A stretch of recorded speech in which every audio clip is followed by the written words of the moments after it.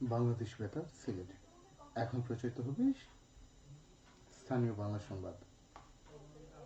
আসসালামু আলাইকুম। সন্ধে ৭টা। বাংলাদেশ বেতার সিলেট সংবাদ পড়ছি মোহাম্মদ ফয়সাল উদ্দিন।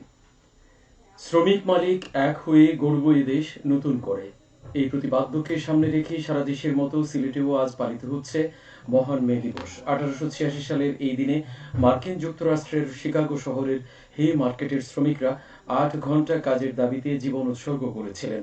ওই দিন তাদের আত্মদানের মধ্য দিয়ে শ্রমিক শ্রেণীর অধিকার প্রতিষ্ঠিত হয়েছিল। শ্রমজীবী মানুষের অধিকার আদায়ের জন্য শ্রমিকদের আত্মত্যাগের এই দিনকে তখন থেকেই সারা বিশ্বে মে দিবস হিসেবে পালন করা হচ্ছে।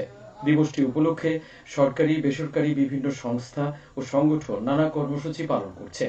কর্মসূচির মধ্যে রয়েছে শ্রমিক সমাবেশ, শোভাযাত্রা, আলোচনা সভা, সেমিনার ও সাংস্কৃতিক অনুষ্ঠান।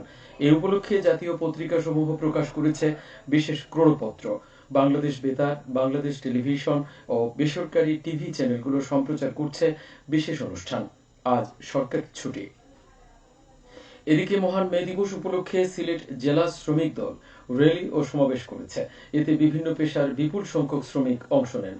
দিবসটি উপলক্ষে সিলেট জেলা আইনজীবী সমিতির লাইব্রেরি হলে অনুষ্ঠিত হয় আলোচনা সভা। অপরদিকে সিলেট কৃষি বিশ্ববিদ্যালয়ের রোভার স্কাউট গ্রুপের উদ্যোগে ক্যাম্পাস পরিচ্ছন্নতা কার্যক্রম অনুষ্ঠিত হয়েছে। কর্মসূচির উদ্বোধন করেন vice chancellor professor doctor Mohammad আলিমুল ইসলাম। অর্ধ শতাধিক রোভার স্কাউট সদস্য, বিশ্ববিদ্যালয়ের শিক্ষক কর্মকর্তা ও কর্মচারী কেন্দ্রীয় শহীদ মিনারের সামনে থেকে পরিচ্ছন্নতা কার্যক্রম শুরু করেন। দিবসটি উপলক্ষে র্যালি ও আলোচনা সভা অনুষ্ঠিত হয়েছে সিলেটের গোয়াইনঘাটে।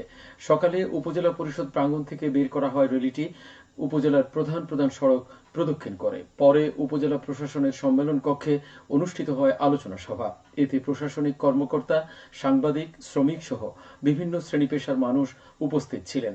অনুরূপ কর্মসূচির মধ্যে দিবসটি পালিত হয়েছে ওসমানীনগর উপজেলায়। দিবসটি উপলক্ষে র্যালি ও আলোচনা সভা অনুষ্ঠিত হয়েছে হবিগঞ্জে। বাংলাদেশ শ্রমিক কল্যাণ ফেডারেশন এর আয়োজন করে। মহান মে দিবস পালিত হচ্ছে মৌলভীবাজারে। সকালে কালেক্টরেট থেকে জেলা প্রশাসন, শ্রম অধিদপ্তর ও শ্রমিক সংগঠন সমূহের উদ্যোগে বের করা হয় র্যালি।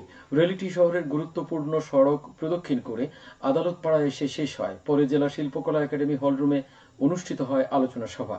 সভায় প্রধান অতিথি ছিলেন জেলা প্রশাসক মোহাম্মদ ইসরাইল হোসেন।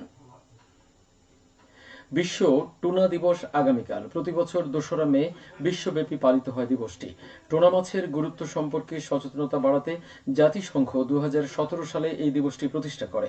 জাতিসংঘের মতে বিশ্বের অনেক দেশ খাদ্য নিরাপত্তা ও পুষ্টি উভয়ের জন্য টুনা মাছের উপর নির্ভরশীল। বর্তমানে 96টিরও বেশি দেশে টুনা মৎস্য চাষ করা হয়। দৈনিক চাহিদা মেটাতে প্রতি পাউন্ড ওজনে 0.36 গ্রাম প্রোটিন সরবরাহ করে। টুনা মাছ বেশিরভাগই ভূমধ্য সাগর, আটলান্টিক এবং প্রশান্ত মহাসাগরে পাওয়া যায়। এখানে 40টিরও বেশি প্রজাতির টুনা পাওয়া যায়, কিন্তু ক্রমাগত এই মাছ শিকারের কারণে এখন বিলুপ্ত প্রায়। তাই তাদের বিলুপ্তির হাত থেকে বাঁচাতে প্রতি বছর 2রা মে বিশ্ব টুনা দিবস পালিত হয়। সিলেট থেকে সরাসরি হজ ফ্লাইট শুরু হবে আগামী 14 মে। ওই দিন বিমান বাংলাদেশ এয়ারলাইন্সের একটি ফ্লাইট মদিনার উদ্দেশ্যে ওসমানী আন্তর্জাতিক বিমানবন্দর ছেড়ে যাবে। এবার 5টি হজ ফ্লাইটে 419 জন করে 2095 জন হজযাত্রী পরিবহন করা হবে। বাকি ফ্লাইটগুলো সিলেট জেদ্দা রুটে পরিচালিত হবে। সিলেট সহ দেশের 8টি জেলায় বজ্রপাতের সতর্কতা জারি করেছে বাংলাদেশ আবহাওয়া অধিদপ্তর। ঢাকা, শেরপুর, নরসিংদী, ব্রাহ্মণবাড়িয়া, কিশোরগঞ্জ, টাঙ্গাইল, কুমিল্লা, সুনামগঞ্জ ও সিলেট জেলার উপর দিয়ে ঘন্টায় 45 থেকে 60 কিলোমিটার বা তারও বেশি বেগে দমকা হাওয়া সহ বৃষ্টি অথবা বজ্র বৃষ্টি হতে পারে। একই সঙ্গে দেশের কিছু কিছু জায়গায় দমকা হাওয়া ও শিলাবৃষ্টির সম্ভাবনার কথাও বলা হয়েছে। একই সঙ্গে পৌনে 12টা থেকে বিকেল 5টা পর্যন্ত বজ্রপাতের সম্ভাবনা রয়েছে। আজ আবহাওয়া অধিদপ্তরের ঝড় সতর্কীকরণ কেন্দ্র থেকে প্রকাশিত বিজ্ঞপ্তিতে এসব তথ্য জানানো হয়। এই পরিস্থিতিতে আবহাওয়া অধিদপ্তর জনসাধারণকে কিছু জরুরি পদক্ষেপ নেওয়ার পরামর্শও দিয়েছে। এর মধ্যে রয়েছে ঘরে অবস্থান করা, অপ্রয়োজনে যাত্রা এড়িয়ে চলা এবং নিরাপদ আশ্রয়ে থাকা। একই সঙ্গে গাছপালা ও বিদ্যুতের খুঁটি থেকে দূরে থাকার পাশাপাশি কংক্রিটের মেঝেতে শোয়া বা দেয়ালে হেলান দেয়া থেকেও বিরত থাকতে বলা হয়েছে। এছাড়াও বজ্রপাতের সময় বৈদ্যুতিক ও ইলেকট্রনিক্স ডিভাইসগুলোর প্লাগ খুলে রাখার এবং জলাশয় থেকে দ্রুত সরে আসার পরামর্শ দেওয়া হয়েছে। বিদ্যুৎ পরিবাহী যে কোনো বস্তু থেকে দূরে থাকার কথা বলা হয়েছে। শিলাবৃষ্টির সময় সকলকে ঘরে থাকারও আহ্বান জানিয়েছে আবহাওয়া অধিদপ্তর।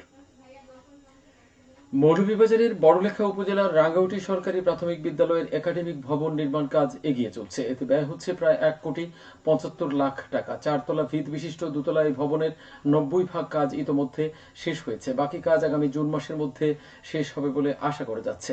এলজিইডি এটি বাস্তবায়ন করছে। সবশেষে আবহাওয়া। রাত 1টা পর্যন্ত পূর্বাভাসে বলা হয়েছে সিলেট সহ পার্শ্ববর্তী এলাকায় পশ্চিম উত্তর পশ্চিম দিক থেকে অস্থায়ীভাবে ঘন্টায় সর্বোচ্চ 60 কিলোমিটার বেগে দমকা থেকে ঝোড়ো হাওয়া বয়ে যেতে পারে। সেই সঙ্গে হতে পারে বৃষ্টি অথবা বজ্রসহ বৃষ্টিপাত। এসব এলাকার নদী বন্দর সমূহকে 1 নম্বর সতর্কতা সংকেত দেখিয়ে যেতে বলা হয়েছে।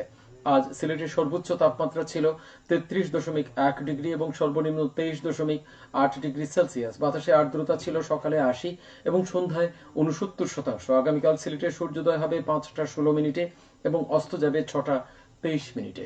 সংবাদ শেষ হলো। পরবর্তী স্থানীয় সংবাদ প্রচারিত হবে আগামীকাল সকাল 8টা 10 মিনিটে।